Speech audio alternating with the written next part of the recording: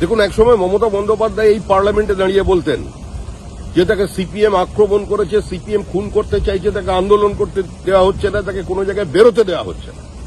আর আজকে সংসদীয় গণতন্ত্রের যার স্থান, মুখ্যমন্ত্রীর পরে বিরোধী দলনেতা শুভেন্দু অধিকারী, যিনি এই লোকসভার সদস্য ছিলেন, এই পার্লামেন্ট হাউসে ছিলেন, আজকে তিনি কোর্টের নির্দেশে কালকে যখন যাচ্ছিলেন চিতাইয়ে, তখন তার উপরে যে আক্রমণ হলো সেটা তাকে খুন করার জন্য আক্রমণ হয়েছিল। সিআইএসএফ না থাকলে তিনি প্রাণে বেঁচে থাকতেন না।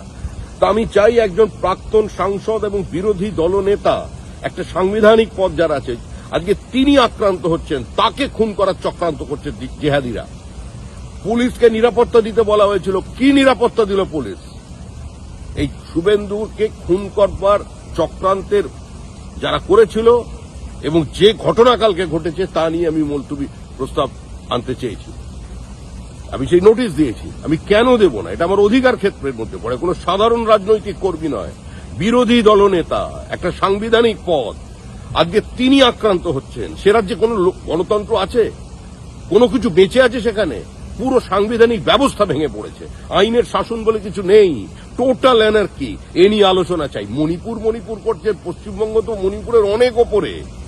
মণিপুরে যত মানুষ মারা গেছেন দুর্ভাগ্যবশত, তার থেকে বেশি রাজনৈতিক খুন হয়েছে গত 10 বছরে পশ্চিমবঙ্গে। ওদের মণিপুর নিয়ে কি আলোচনা করবেন? বাংলা নিয়ে, মুর্শিদাবাদ নিয়ে আলোচনা করুন, মালদা নিয়ে, দক্ষিণ 24 পরগনা নিয়ে, বর্ধমান নিয়ে আলোচনা করুন, কত মানুষ খুন হয়েছে। সংখ্যালঘুর জন্য চোখের জল? কত সংখ্যালঘু খুন হয়েছে পশ্চিমবঙ্গে গত 3 বছরে? হিসাব দেখুন।